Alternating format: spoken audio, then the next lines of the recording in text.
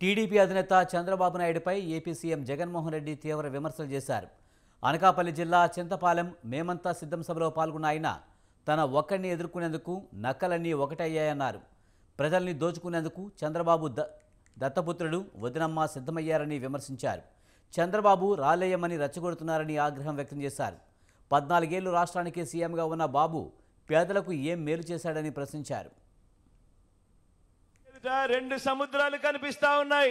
ఒకటి బంగాళాఖాతం అయితే మరొకటి ఇక్కడ కనిపిస్తా ఉన్న జన సముద్రం. 3 వారాల్లో జరగబోతా ఉన్న ఈ ఎన్నికలు ఇవి రాష్ట్ర చరిత్రలో ఇంటింటి చరిత్రను నిర్ణయించే ఎన్నికలుగా ఇవి ఎప్పటికీ గుర్తుండిపోతాయి. మన ఈ సిద్ధం సభలను చూసి మన ప్రత్యర్థుల గుండెల్లో రైళ్లు పరిగెత్తా ఉన్నాయి, బస్సులు పరిగెత్తా ఉన్నాయి.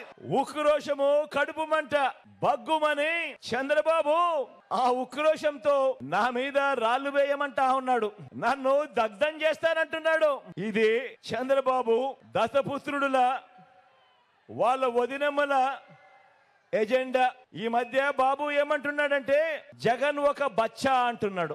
కృష్ణుడిని బచ్చా అనుకున్న కంసుడు, రాముడిని బచ్చా అనుకున్న మారీషుడు, సుబాహుడు, హనుమంతుడిని బచ్చా అనుకున్న రావణుడు కూడా వీళ్ళల్లో గుర్తుకొస్తా ఉన్నాడు.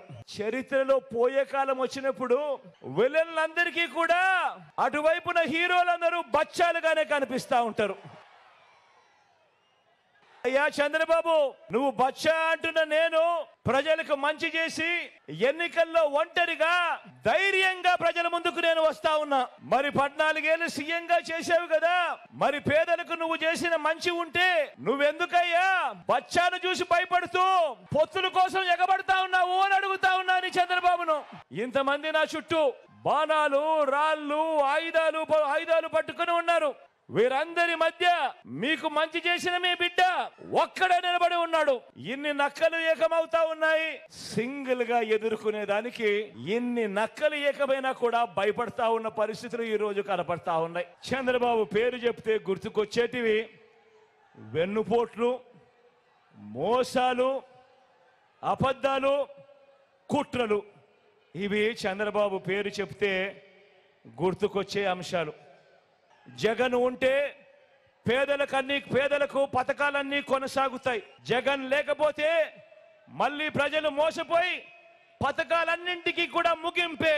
అయ్యా బాబు, నేను బచ్చా అయితే నా చేతిలో చిత్తుగా ఓడిపోయి కేవలం 23 మంది ఎమ్మెల్యేలను మాత్రమే గెలిపించుకున్న నువ్వు ఎవరయ్యా అని అడుగుతా ఉన్నాను.